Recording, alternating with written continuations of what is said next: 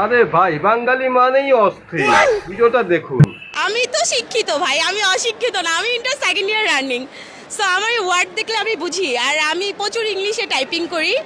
একটা সময় রিলেশন টাইমে আমি প্রচুর আমি বলতেছি M O T H E R motor না মেন্টাল? মোটর। আসলে আপনার ব্যাকগ্রাউন্ড স্টাডি কতটুকু, এডুকেটেড পারসন, এই বিষয়গুলো জানতে গুলো একটু যদি ক্লিয়ার করে দিতেন। আমি হচ্ছি ইন্টার সেকেন্ড ইয়ার রানিং, রাজধানী আইডিয়াল কলেজ রামপুরায় ইন্টারে পড়ছি। আমি এখনো বাচ্চা, ছোট মেয়ে। আচ্ছা, আমি একটা ওয়ার্ড ধরতে চাই, আপনি বলতে পারবেন কিনা? আমি কি বলবো? হ্যাঁ, শিওর। আচ্ছা, খুব সহজ এবং সিম্পল হচ্ছে, বলে দিচ্ছি। বি এ এন জি এল এ। কি হলো? বলাকা নাকি বুবলি হলো? বলাকা। বলাকা? হ্যাঁ। শিওর? হ্যাঁ, sure. Wait a minute. Who are you? কেমনে সম্ভব?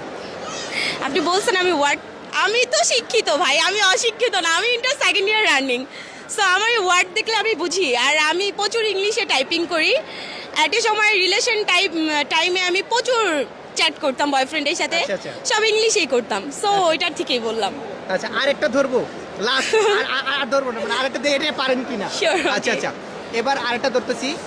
F R I E N D. কি হলো? এটা আর বলতেছি না আমি। কি আসবে? আবার আরেকবার। F R I E N D. Final. Final? Sure? Sure.